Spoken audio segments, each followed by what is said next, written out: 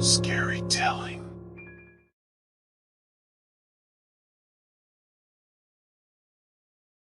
I woke up in a dark and cold place. I couldn't see anything, and the air felt stale and musty. My head was pounding, and I couldn't remember how I got there. Panic set in as I realized I was buried alive. I tried to scream, but my throat was dry, and my voice was weak. I struggled to move, but I was trapped. I couldn't remember anything after going to bed last night. Was it an accident, or was someone responsible for this? My mind was racing with questions and fear. Then I felt something cold and hard in my hand. It was my phone. I managed to unlock it and saw a photo of myself sleeping on beautiful red silk. I didn't remember taking the picture, but it was definitely me. What I don't know is how the phone got into the coffin with me. I started to hyperventilate, and my heart was racing. I needed to calm down and think. How could I get out of here? Where was here? And who put me in this coffin? I tried to remember anything that could help me, but my mind was blank. I didn't even remember my own name. All I knew was that I had to get out of here, or I would die. Just then, I heard a faint sound of digging.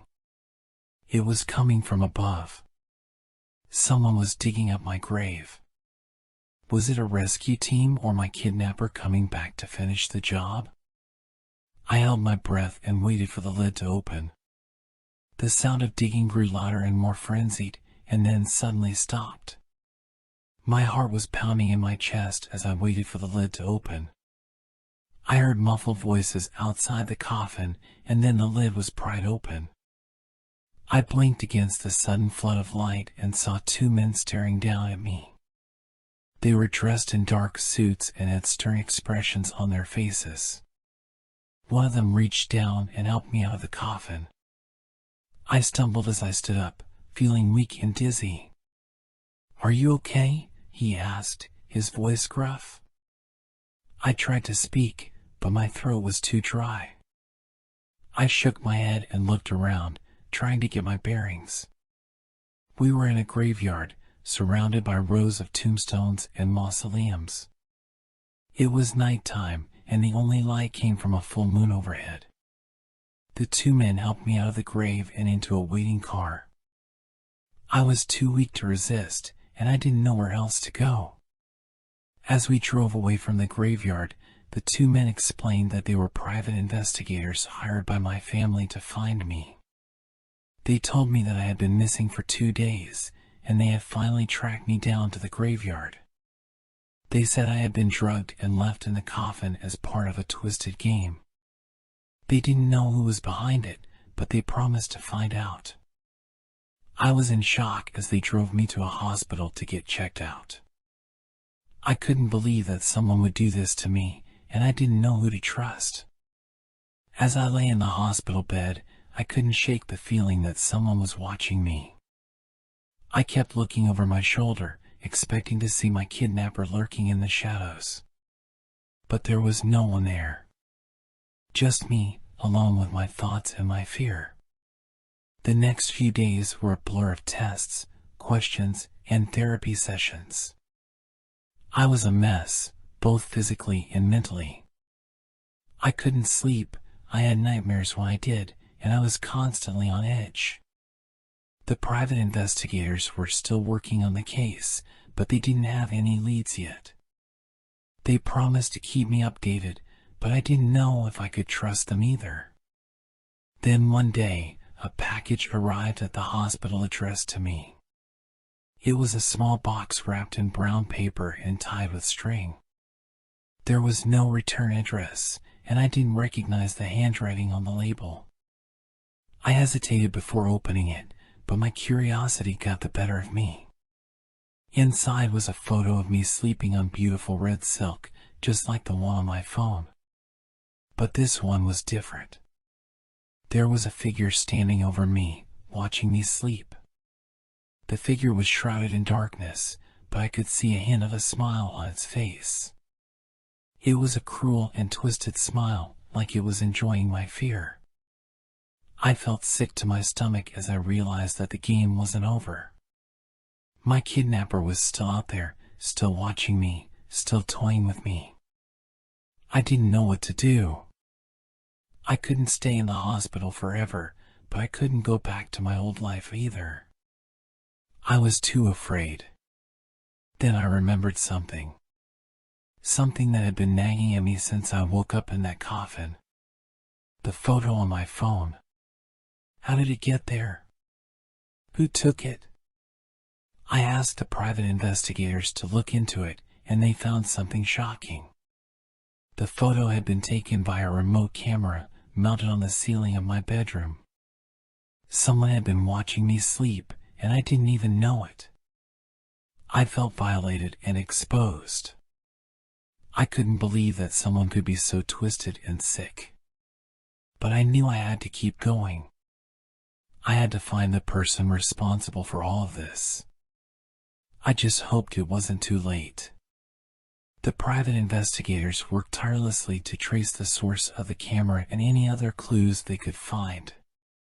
They combed through my phone and laptop, talked to my friends and family, and scoured the internet for any leads. Finally, they found something. A message board on the dark web, where people traded tips and tricks for stalking and kidnapping. There were dozens of posts about me, with photos and descriptions of my daily routine. I felt sick as I read through the posts. These people were obsessed with me, and I didn't even know who they were. They knew everything about me, but I knew nothing about them. The private investigators tried to trace the IP addresses and track down the posters, but they hit a dead end. The dark web was too vast and too well protected. It seemed like we were out of options. But then, a breakthrough. One of the posters slipped up and used their real name in a message. The private investigators were able to use that name to track down the person's address. It was a rundown apartment in a seedy part of town. The investigators staked it out for hours, watching for any signs of activity. Finally, they saw movement. A figure emerged from the apartment, carrying a bag. The investigators followed the figure to a nearby park, where they saw it dig a hole and bury the bag. They waited until the figure had left before approaching the spot. They dug up the bag and found a treasure trove of evidence inside. Photos, notes, a map of my daily routine, and a small camera, just like the one in my bedroom. It was the breakthrough we needed. The investigators were able to trace the camera back to its original owner, a man who lived in the same city as me. They raided his apartment and found him inside, surrounded by photos and notes about me. He was arrested and charged with stalking, kidnapping, and a host of other crimes. It was finally over. I could breathe again, knowing that he was behind bars and couldn't hurt me anymore. But the memories of those days still haunt me. The fear, the violation, the sense of being watched all the time. I still have nightmares, still wake up in a cold sweat, still feel like someone is watching me. I don't think I'll ever fully recover from what happened to me.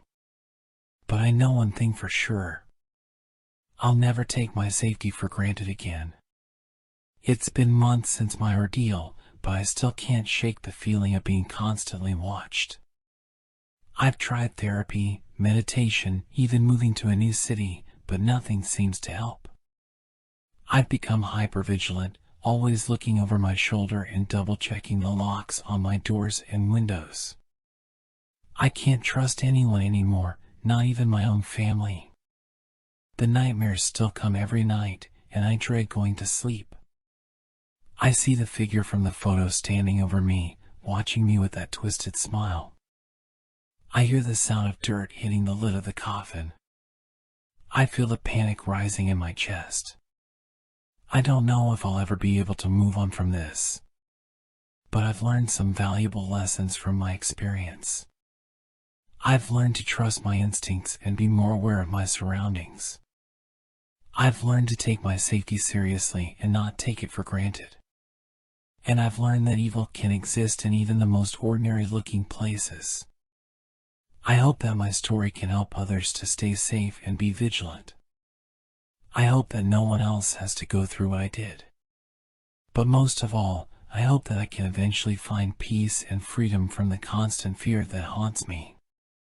As I write this, I still don't know who is behind the camera and how they managed to get it into my coffin. But I've made my peace with that. Sometimes, not knowing is better than knowing. I've also made some changes in my life. I've taken self-defense classes, installed a security system in my house, and started carrying pepper spray with me at all times. But despite all these measures, I still feel like I'm being watched. I still have nightmares and flashbacks. And I still wonder if the person behind the camera is still out there, watching me from the shadows. I may never know the answers to these questions. But I've learned to live with the uncertainty and the fear. I've learned to be strong and resilient even in the face of unspeakable horror. And most importantly, I've learned to appreciate the gift of life and the preciousness of every moment. Because you never know when it might be taken away from you in the most unexpected and terrifying way.